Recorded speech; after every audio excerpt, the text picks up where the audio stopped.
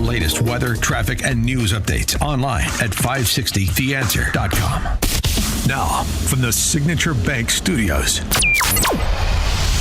this is Chicago's Morning Answer with Dan Proft on AM 560. The Answer.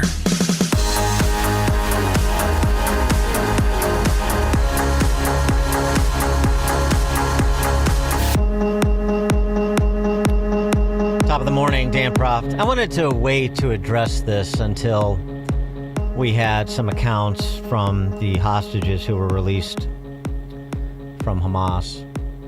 We had some accounts of what their captivity was like. I assumed we would get some relatively soon, and we have an account.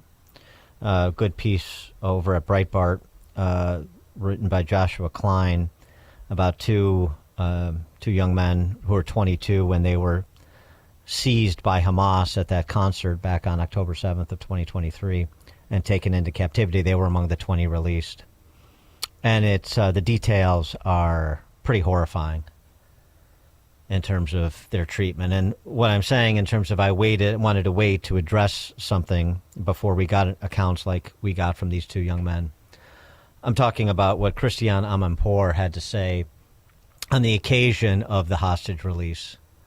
Now, remember, this is somebody, and I know there's no consequences. It's like these politicians who regularly call anybody who disagrees with them Nazis. Christiane Amanpour 5 years ago, I guess now, 2020, accused the Trump administration of practicing like Kristallnacht. Which is a very specific sort of accusation against the Trump and the Trump administration of being Nazis and persecuting individuals, not really Jewish individuals, because she doesn't seem particularly aligned with Jewish people. This is what she said on the occasion of the hostage release earlier this week. And I think for sure people who start to talk to the hostages who've only just been released will find that it will take a long, long time for them to recover physically but also mentally.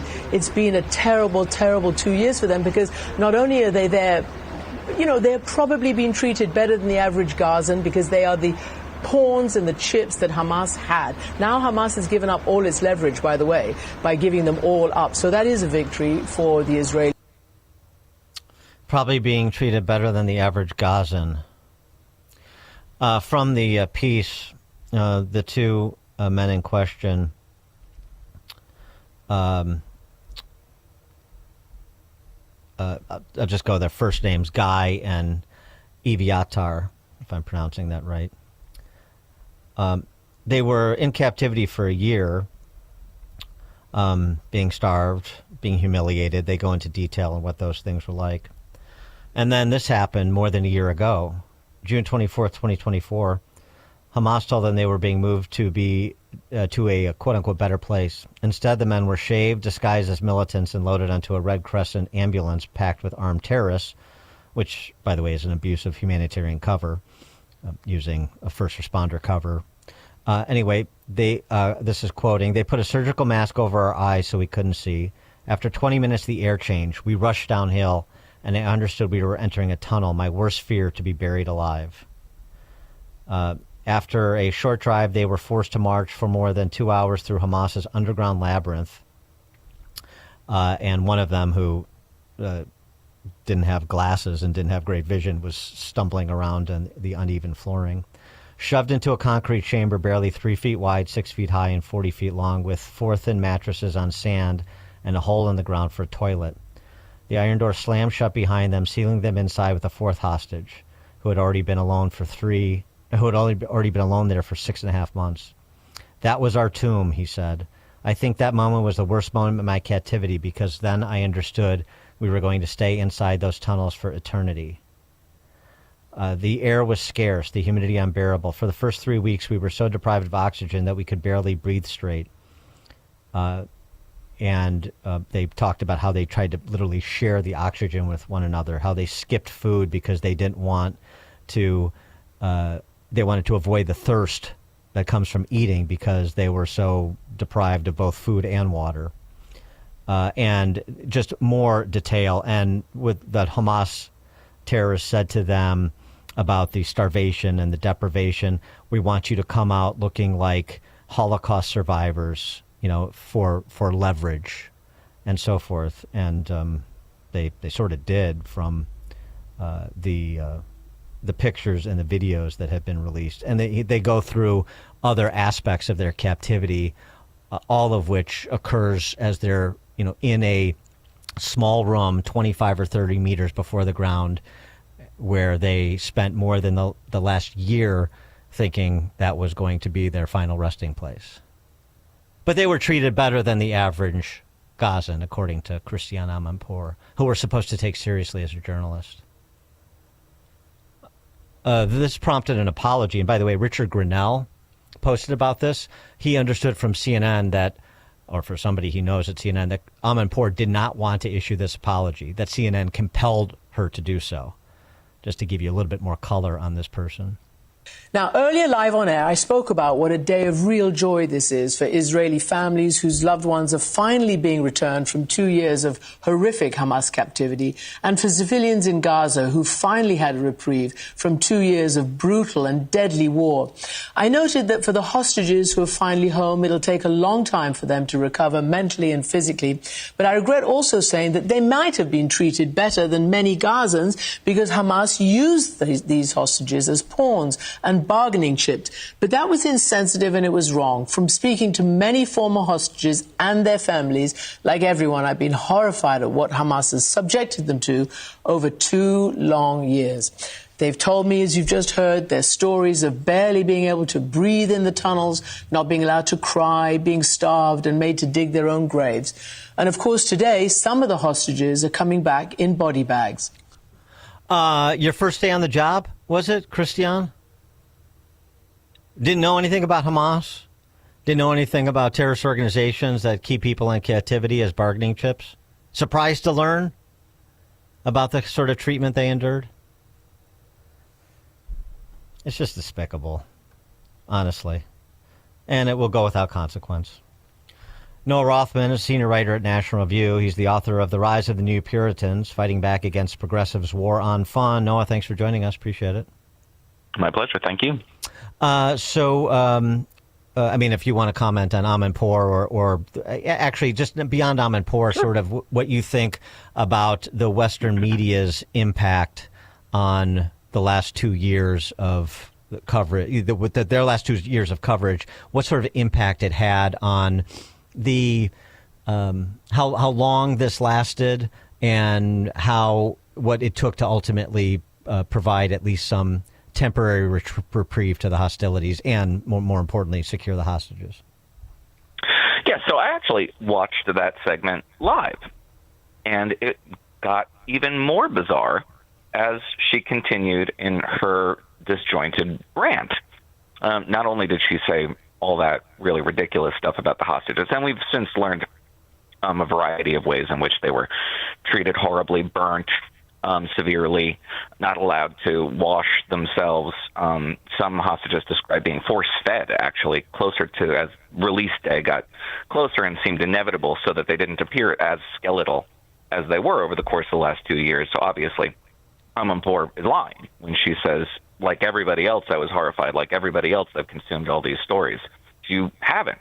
Either you hadn't or you compartmentalized it. And I think that was more like she compartmentalized it because later on in the interview, she starts protesting the notion that we're going to see a resumption of the pace, the quickening pace of normalization agreements between Israel and its Sunni Arab partners that was interrupted by this war. Indeed, one of Hamas's objectives was to arrest the process of normalization in the Arab world with Israel.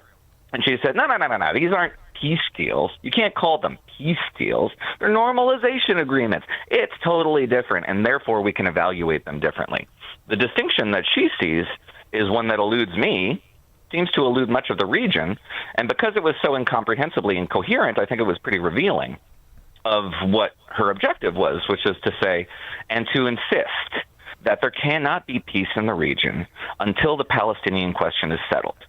That is a shibboleth to which the peace processors, of which Christiane Amanpour is very much a part, have dedicated themselves to for decades. And it is undermined by the existence of the Abraham Accords.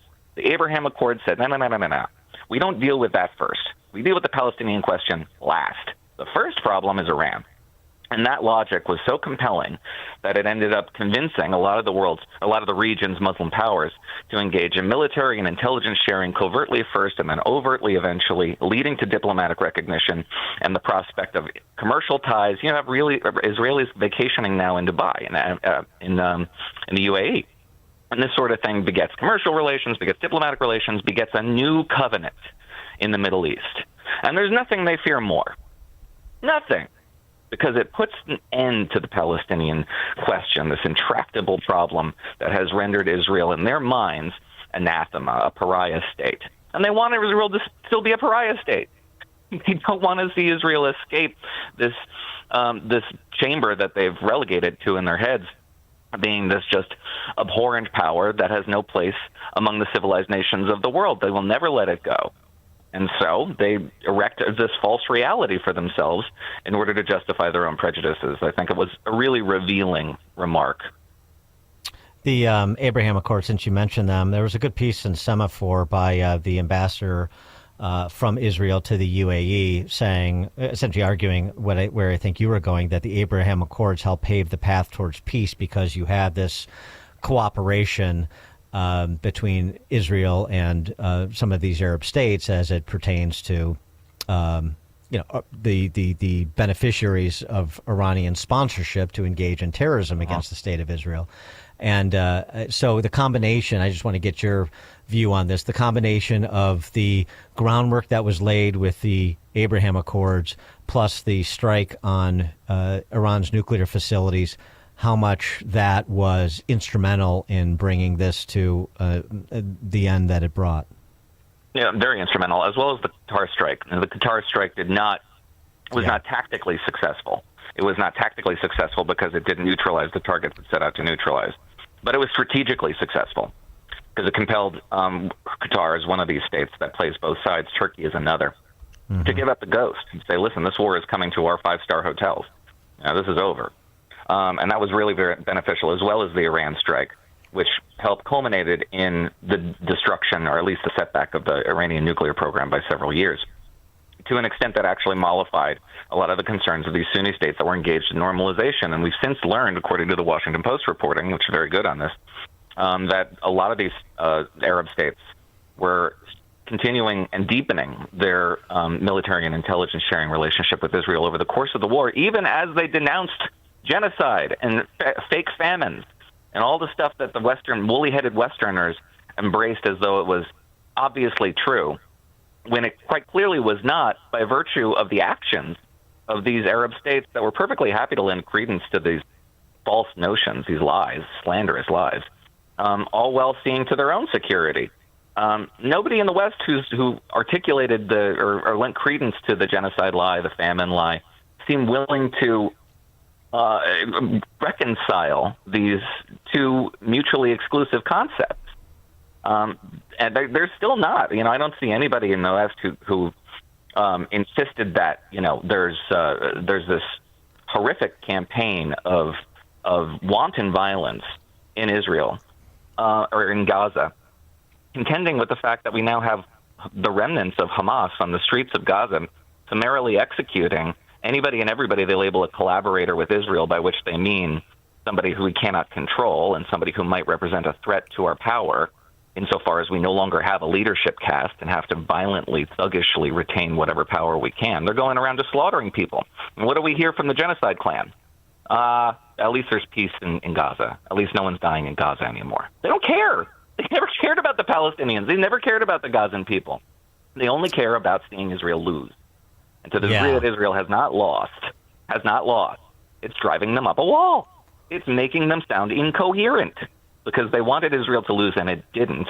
So they have to scratch out some sort of a narrative that allows them to continue to claim that Israel's a pariah state on the back foot that will never be a normal state in the absence of a full Palestinian state, fully recognized by the world, even though we have two non-contiguous territories with two governments that are at war with each other. It doesn't make any sense. So they have to make it make sense by erecting all these fictions for themselves. It's really quite abhorrent. A good example of what you're describing, the presumptive next mayor of New York City, Zohran Mamdani, on with Martha McCallum.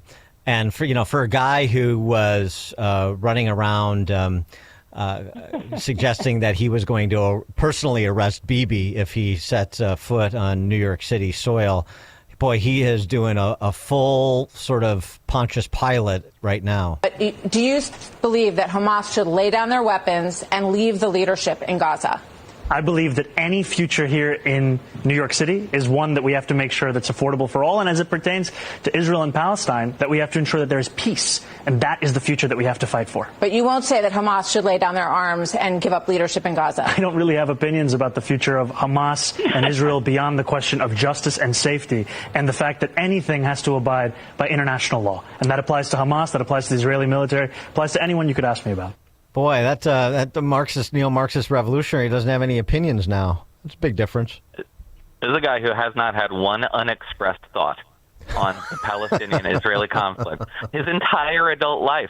In college, this was his big cause. He founded the Students for Justice in Palestine chapter at his very elite college that he went to.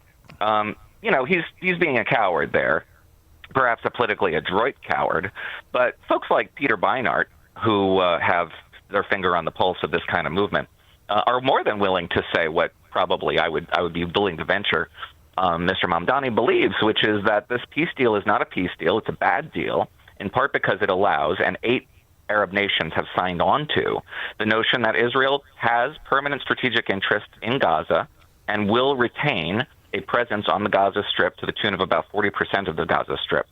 And they don't like it. They want Israel to leave. They want Gaza to reconstitute itself, to rearm, to reengage in the resistance to the Zionist entity. That's what they want.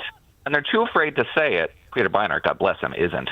But Mr. Mamdani, who understands now that his pathway to power in New York City is predicated on making himself a little less of a menacing presence, just has to shade his views a little bit. But nobody's confused about what he believes and what he wants to see. And what he wants to see is the continuation of war on terms that are beneficial to Israel's enemies.